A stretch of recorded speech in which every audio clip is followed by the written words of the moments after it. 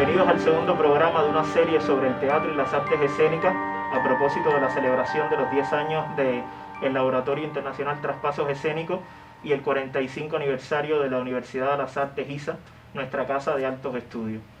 En estos 4 programas que iremos desarrollando estaremos hablando con creadores de diferentes generaciones para incidir sobre todo en la labor que el Laboratorio Traspasos Escénicos como núcleo de prácticas creativas ha fomentado no solo entre estudiantes, investigadores, sino también en el quehacer propio del teatro cubano. Y bueno, para ello trabajaremos sobre diversos tópicos y diversos temas que han sido parte de la agenda del evento durante estos 10 años. Hoy en la tarde tenemos en el set del programa la visita de 3 creadores, a los cuales les agradezco de antemano la presencia, que estén acá para poder charlar, para intercambiar. Y bueno, contamos con la presencia del maestro y Premio Nacional de Teatro Carlos Celdrán, director de Argos Teatro. Contamos con el diseñador Omar Batista, egresado de la Universidad de las Artes en Diseño, y con el actor y director Raúl Bonachea, quien es graduado de la Universidad de las Artes como dramaturgo, pero también ha sido egresado del Máster de Dirección Escénica. Bienvenidos y le doy las buenas tardes a los 3. Gracias. Quisiera empezar la conversación a partir de un tema que ciertamente lo nuclea el trabajo que hacen, que es la cuestión de la práctica que han llevado en el teatro, pero con referencia a la historia. Creo que puede ser como un buen punto de intercambio en estos momentos en los cuales la historia se manifiesta de maneras muy diversas, pero quisiera conversar la conversación específicamente con Raúl y con Carlos, a partir sobre todo de las obras recientes que tienen en su haber, que han tenido la memoria histórica y figuras dentro de la historia cubana como ejes principales para sus puestas en escenas y sus montajes. Al respecto les preguntaría, ¿cómo creen que se puede establecer ese diálogo del teatro con la historia, digamos la historia en mayúsculas, que no necesariamente tiene que ser la historia oficial? ¿Cómo creen que se ha manifestado esa relación entre teatro e historia, y si verdaderamente la historia ha podido funcionar como eje a la hora de establecer una narración ficcional, por ejemplo, para las obras que han dirigido últimamente? Yo creo que el conocimiento de la historia en sí mismo es un deber de toda persona, informarse, estar al tanto de su historia. Un país debe reflexionar sobre su historia, su pasado, revisarlo, actualizar todo ese material que sigue, por supuesto, actuando en la vida contemporánea. Pero como nosotros en el teatro no trabajamos la historia como la podría trabajar un historiador. Yo creo que la función del teatro, al acercarse a la historia, está en el elemento de la ficción, cómo lo ficcionaliza, cómo construye pasajes de la historia en metáforas, en reflexiones que solamente la ficción puede traer. Yo creo que para mí lo más importante ha sido meter la subjetividad, es decir, cómo yo y mi equipo entendemos y nos acercamos a zonas de la historia que nos parecen interesantes, importantes, poder reinterpretar. Por ejemplo, pongo el caso más reciente, en Hierro, que fue un texto que escribí y dirigí con mi grupo, con Argos Teatro, sobre la vida íntima, personal de José Martí. Para mí era muy importante acercarme a Martí, pero desde un ángulo distinto a como, digamos, la historiografía últimamente lo ha tratado. Y para eso el elemento, digamos, de la ficción fue muy importante, imaginar a Martí como un personaje de ficción, algo que a veces nos es muy difícil porque lo vemos incluso como un tabú, porque todos tenemos en la cabeza a un Martí distinto. Martí es un hombre tan grande para los cubanos, es un hombre que ha sido tan venerado y sigue siendo tan venerado que a veces es muy difícil imaginarlos en situaciones cotidianas, en su vida, en su avatar como ser humano, como marido, esposo, también como intelectual, ¿no? Y eso, o sea, crea como una imposibilidad de que lo podamos entender y asumir. Y todos los intentos que yo he visto de acercarse a Martí pecan de eso, un poco de tratar con demasiado respeto una figura a la cual no se le puede entrar y asir como personaje, psicológicamente, humanamente, comportamentalmente. Hay una parálisis con eso, creativa. Y yo creo que ahí es donde la ficción puede jugar un rol cívico, es decir, asir a Martí, convertirlo en un personaje que un actor pueda entenderlo y asumirlo en escena. es un paso para empezar a apropiarnos de Martí y poder usar de verdad de un modo mucho más cotidiano esa gran figura y su legado. Y eso fue un poco el principio rector de mi aproximación a Martí, que el público aceptara que Martí era un personaje, que podía ser un personaje teatral, un personaje de la ficción, que pudiera creer en él y que Martí tuviera que ganarse nuevamente desde el escenario al público. No porque era Martí, no porque ya Martí escribió lo que escribió, porque Martí es el apóstol de Cuba, porque Martí, todo lo que sabemos de él, su mito, ¿no? Que pesa, no, era porque fuera convincente como personaje, fuera convincente en las manos de un actor, en una noche, en una función, momento a momento, convenciera al público y lograra la catarsis y la identificación. Es una reinvención del mito de Martí y de la figura de Martí desde la ficción y desde el teatro. Eso es, yo creo que es el aporte más importante al acercarse a la historia que yo puedo entender, ¿no? Que como debe ser y como es lo que más pudiéramos aportarle a la gente, ¿no? Que vuelvan a creer en esas figuras y acercarlas, que crean en esas figuras como personas cercanas, quiero decir, porque ya la gente cree en Martí, por supuesto, pero volverlo a sentir no como un prócer, sino como ese personaje que puede también ser humano, tener una vida, solamente un esfuerzo enorme, creativo y de ficción. Ahí es donde tienes que tener el riesgo y el valor de adentrarte y convencer de que todo eso es posible. Entonces es una forma de apropiarse de la historia y volverla a poner en acción.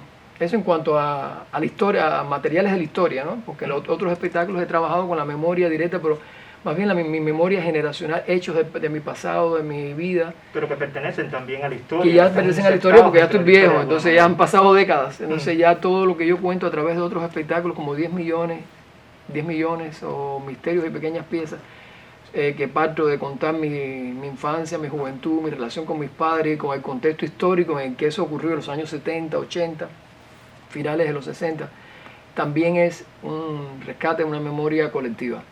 De una memoria colectiva de mi generación y de otras que vivieron esos mismos sucesos que yo viví, y que volverlo a contar el teatro a través de la subjetividad de un personaje, de la interpretación de un actor, vuelve a movilizar toda esa memoria y a darle una nueva luz y una nueva mirada a lo que vivimos. Con 10 millones me pasó una cosa muy fuerte, entre las muchas que me han pasado con ese espectáculo, que como tú sabes cuenta mi vida con mis padres, mi infancia, mi juventud, el paso por las becas y sucesos históricos como la zafra de los 10 millones, el Mariel, el exilio de Mariel, la embajada del Perú, todo eso, que la gente se acercaba y me hablaba mucho de que pensaron muchas veces que todo eso lo habían vivido, pero que nada de eso era importante. Que sí, que ellos pasaron por muchos de esos eventos, por muchos de esos escenarios que yo cuento en la obra, pero que ellos lo toman como una chatarra, algo que ya olvidaron y que no era importante contarlo, porque es una cosa que fue normal. Y le dije, no, pero... y que ahora descubro que es extraordinario, que vale la pena ser contado. Entonces esa es la función del teatro y del artista, volver a ser extraordinario lo que aparentemente era cotidiano, era anodino, y hacerlo especial y darle un relieve ficcional que lo vuelva a colocar en una dimensión. Es decir, todo lo que hemos vivido es importante y vale la pena ser contado y ser recreado para pensar el presente, porque lo que somos es resultado de lo que fuimos o de lo que olvidamos que fuimos. Entonces ahí es donde entra el teatro. Y en el caso de la caída, Raúl. Bueno, en mi caso, yo escuchando al maestro hablar, él mencionaba parálisis, hablaba de viejo, hablaba de ficción y de cómo esa memoria y la historia en el teatro, ¿no? Entran de alguna forma a dialogar con ese espectador de otra manera. Y yo creo que el trabajo con la historia, especialmente, yo veo de alguna forma la dramaturgia como encontrar siempre una grieta por donde entrarle a ese material con el que estamos trabajando, pero creo que la grieta en el caso de la historia tiene una mayor profundidad, porque podemos calar de una manera mucho más humana en esos héroes, en esa memoria colectiva, pero también oficial de lo que fuimos, y ir un poco más a investigar lo que somos y lo que seremos también. Y por ejemplo, a mí me pasa una anécdota muy personal, que toda mi infancia crecí un poco vinculado a la historia, ¿no? Mi abuelo me contaba, que era un historiador de mi pueblo, me contaba la historia, pero me la contaba de esta manera, digamos, de los errores también, no como un cuento de hadas, Lo hacía tal vez para entretenerme de niño, pero me hablaba un poco de las contradicciones de estos grandes próceres, de los hechos que acaecían y que él había investigado con profundidad. Y sin embargo, cuando llegaba a la escuela, yo entraba en contradicción con mis maestros, porque tenía una visión totalmente diferente a la que tenía el libro de historia. Y entonces, creo que las dos son válidas, digamos, que debe existir de alguna manera esa historiografía, a veces tal vez más mojigata o a veces tal vez cuidando un poco esa figura, y la misión de los intelectuales en este caso o en el teatro es también desacralizar, ir a encontrar, escarbar cuáles son esas contradicciones, cuáles son esos errores o cuáles son esas luces dentro de las sombras también que les tocó vivir. Y ahí empieza a tejerse algo totalmente alucinante, y es cómo se va mezclando en el imaginario de ese espectador una visión con la otra. Por ejemplo, en el caso del texto, que fue mi tesis de dramaturgia cuando lo escribía, incluso lo confieso ahora con mi tutor, investigué mucho el tema del tono de estos personajes, sobre todo del siglo XIX, todo el epistolario, todo su diario, y a veces aparecían hipertextos en ese texto que eran reales de él, que se fueron mezclando con mi voz de autor. Pero incluso era curioso que ambos éramos conocedores del tema. Él a veces me señalaba y como digamos un exceso de ese hipertexto en los textos que eran míos, y se empezó a mezclar lo que yo hacía de ficción con la historia real, y a veces ya a mí me cuesta trabajo saber dónde está el texto o dónde está el fragmento real de ese Ignacio y dónde está, digamos, la visión mía, y se van mezclando esas líneas de una manera que en el espectáculo me pareció incluso me pasó algo similar. Muchos espectadores a veces me relataban como ciertos los hechos que fueron ficcionalizados, o sea, como que ellos lo conocían, es cierto todo lo que pasó, y en realidad había mucha ficción en el marco de esa obra. Por lo tanto, creo que esa es otra manera digamos, de llenar esos bustos que tal vez los rompemos y están vacíos, ¿no? O que tal vez nos paralizamos ante el hecho de esa historia oficial o esa historia educativa, y es otra manera, tal vez como lo hacía mi abuelo a la luz de la vela, en medio de un apagón, de acercarnos a nuestras raíces, a lo que somos como cubanos, y entender un poco esos rumbos hacia donde iremos.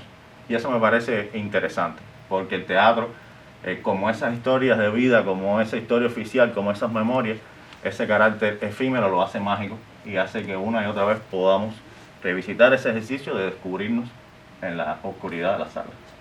Sí, él dice una cosa que es muy, muy interesante, es que los espectadores, una vez que tú le presentas una ficción sobre un héroe, un prócer de la historia, Martí o Abramonte en este caso, el público empieza a asumir que eso es cierto, que eso es verdad, que así pudo ser, que así, que todo ese pasaje lo va a incorporar al mito y a la referencia que tiene del héroe que ha estudiado y que tiene incorporado.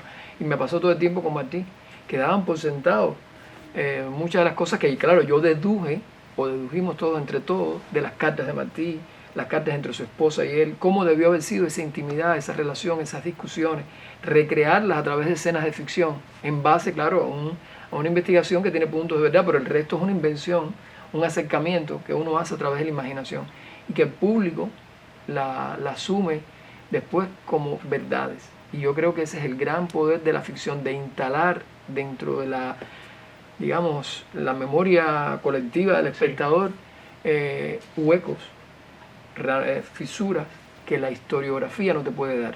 Y eso es muy importante, porque eso va construyendo una imagen calidoscópica de la figura hasta que se hace presente, no solamente por los hechos de lo que hizo, por los actos, por lo que queda registrado, sino por la imaginación y el espacio ficcional, que es tan importante para consolidar el pasado en la mente, en el imaginario de la gente. Y es una cosa bien, bien importante.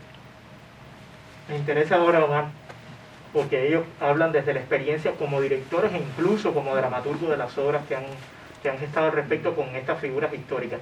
Pero ¿cómo asumiría un diseñador escénico el reto de trasladar a un espacio como un escenario la historia que contienen, digamos, en el caso tuyo, la experiencia a partir de Argos Teatro, la historia que viene comprendida no solo en el texto, sino la historia que excede a ese texto ficcional y que comprende una época muy determinada. ¿Qué retos asume el diseñador escénico a la hora de plasmar eso en un escenario?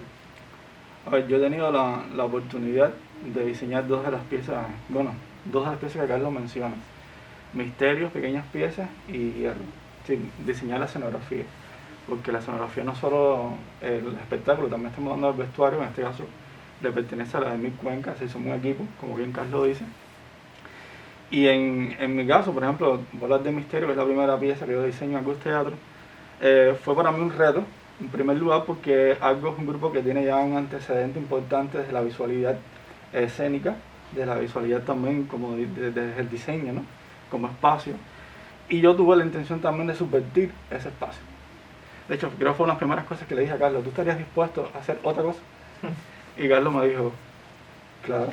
Entonces, para mí, el acercamiento a la historia también fue un ejercicio de aprendizaje. Porque, por ejemplo, volar en principio particularmente de esa pieza, porque fue una pieza que me llevó a adentrarme en un periodo que yo no viví, que es el periodo del teatro cubano de la década de los 60, 70. Alrededor de Vicente Revuelta, que es una figura histórica ya del teatro también. Exacto. Y que tuve primero esa gran relatoría que me hizo Carlos un día en su casa, que me contó todo aquello, y yo, bueno, también me acerqué a muchos materiales y demás. Y traté, por supuesto, de acercarme en el espacio a ideas muy conceptuales. Que creo que el trabajo de Carlos desde el espacio, Carlos siempre tiene muy claro muchas veces cuál es el ámbito que quiere. No así, no te precisa mucho el lugar descriptivamente, pero sí el ámbito. Él trabaja mucho con el concepto del ámbito. Y eso genera una idea abstracta que después yo voy modificando. Por ejemplo, en ese caso trabajé mucho con arquitectura racionalista, con toda esa geometría que maneja esa tendencia de arquitectura que tuvo también raíces en Cuba y que es contemporánea a esos tiempos. Pero también es un espacio abstracto, porque esa obra en particular genera mucha filosofía, es una obra de mucho pensamiento, y porque el teatro también en alguna medida es un espacio de pensamiento in situ, ¿no? en el lugar en que se desarrolla. Y también hay una utilidad del espacio que tiene que ver con la utilidad de poder mutar en dependencia de los lugares donde se iba a desarrollar la puesta, en dependencia también a los elementos que iban a interactuar con los actores, que luego después, yo recuerdo que empezamos con yo suelo hacer muchas maquetas, ¿no? Y empezamos con una maqueta que después se transformó, y aunque el espacio fue mutando a la medida que fuimos trabajando, terminamos un día en una de esas crisis que hay antes del estreno, y volvimos al inicio. Eso me ha pasado las dos veces con Carlos, y ha sido algo muy interesante. Ha sido un proceso muy natural. En el caso de Martí sucedió igual. En el caso de Martí tuvimos un trabajo de mesa, que teníamos que trabajar con la idea del hemiciclo, de las entradas, de las salidas, de ese espacio único, y que después también mutó a lo que fue el espacio, que fue un espacio donde también yo creo que el teatro de Carlos en estos últimos tiempos se ha centrado mucho en la figura del actor, y creo que en alguna medida él ha conducido el trabajo de la escena hacia eso. Y en lo personal también siempre trabajo con muchos referentes, y la referencia es muy importante. Yo creo que no se puede diseñar nada si no se conoce, si no se mira mucho. Yo siempre digo, yo doy clases en San Alejandro y siempre digo a mis estudiantes que un diseñador o un creador visual en su sentido más amplio tiene que ser un gran observador, un consumidor constante de imágenes.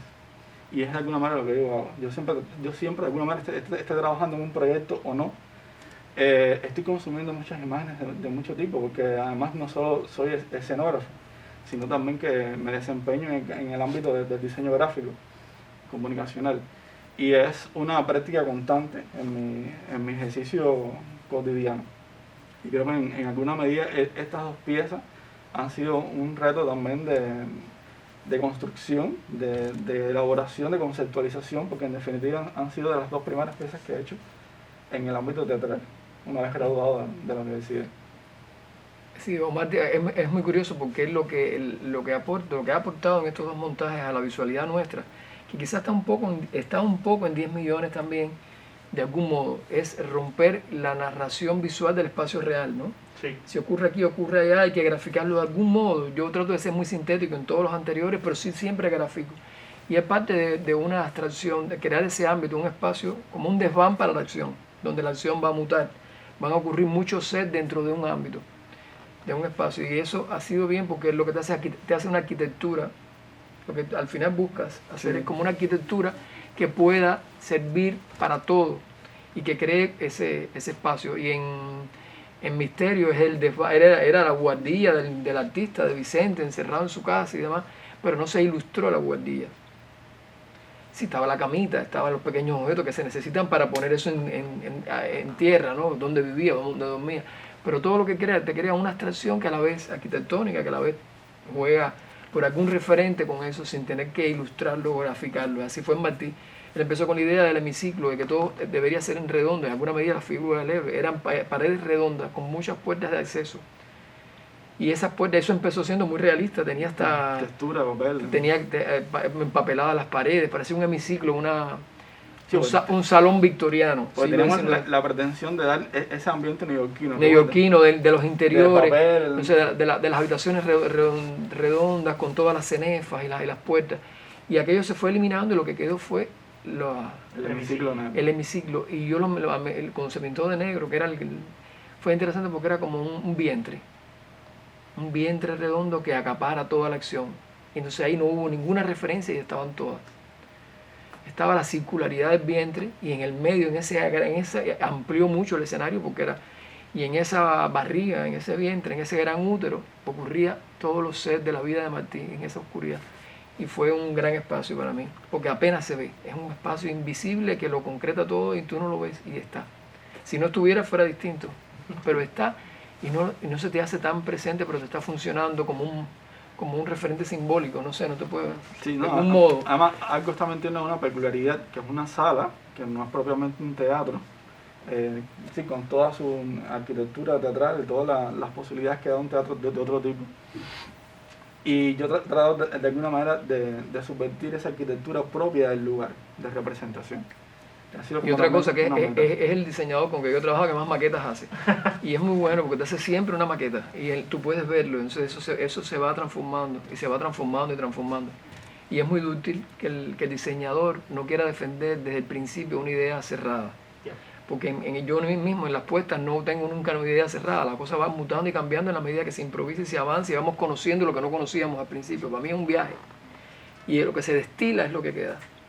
Y él entendió eso perfectamente. Y a veces es un poco doloroso porque te echan abajo una idea que has creado y has elaborado durante meses y va quedando algo, un sedimento. Y ese sedimento es ese vientre oscuro que queda para Martí. Que es lo que debería ser el trabajo con un diseñador, ¿no? Que entre parte de un equipo que vaya mutando su idea en colectivo, manteniendo su especificidad. Sin irnos de esa pauta y sin irnos de esa idea, me interesa ahora trasladar un poco la conversación hacia otra zona. Y es muy sencillo y muy breve. Haciendo un poco de historia, los tres están vinculados a Traspasos Escénicos desde sus comienzos. Incluso tú llegas a ser miembro del equipo gestor y parte de la formación. Me interesaría, si tuvieran que hacer un ejercicio de historización de su paso por Traspasos Escénicos, brevemente me dijeran qué les ha dejado el proyecto y qué le han aportado ustedes también al proyecto, pero muy breve, lo más breve que puedan. ¿Eso yo? Si quieres, sí. Bueno, yo he diseñado varios traspasos escénicos y el doctor Alberto no me dice lo contrario. Creo que he sido el diseñador que más traspasos ha diseñado. El que más ha traspasado. El que más ha traspasado. Y creo que lo más difícil ha sido llevar a imagen los enunciados, los temas, las líneas de comunicación que ha tenido el evento en cada edición que me ha tocado. Porque es un evento muy particular, un evento también muy académico, y representar eso gráficamente, llevarlo a la síntesis de un cartel, por ejemplo, de un spot o de una serie de aplicaciones, ha sido un ejercicio complejo, desde mi punto de vista. Creo que, digamos, lo que yo creo que he aportado ha sido la idea de refrescar, de hacer también un poco más cercana la imagen del evento a un ambiente académico, pero también un ambiente mucho más amplio, más general, de un público más diverso, que es en definitiva el público que también accede a ese otro ámbito de traspaso, que son los espectáculos, que son los intercambios, que son los talleres, en definitiva. Creo que de alguna medida he tratado de aportar en ese aspecto. Raúl.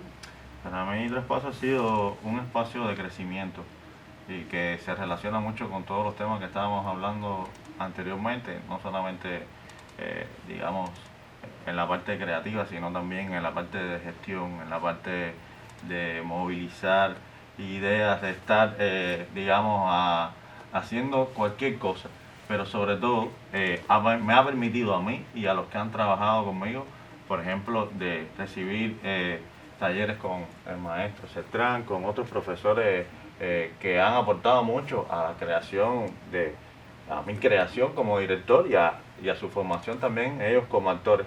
Por lo tanto, de Traspaso siempre me llevo ese espacio de dinamitar de alguna manera, tal vez apresuradamente, en ese momentico donde nos vemos una vez al año, pero dinamitar esa creación hacia ir a otras zonas. Incluso recuerdo que en uno de esos traspasos me diste el contacto de Elda Sendo, que fue la historiadora que me iluminó por muchos de los caminos en la investigación de Ignacio. Así que por lo tanto, para mí Traspasos es ese lugar siempre de buscar, digamos, ese desarrollo intelectual, creativo y personal también. Maestro. Bueno, yo en Traspasos he hecho tantas cosas distintas y que me asombra, porque lo que tiene de Traspasos es eso, es la peculiaridad, la naturaleza del evento, es la interdisciplinariedad, una palabra complicada. Es decir, el cruce de muchas disciplinas funcionando a la misma vez.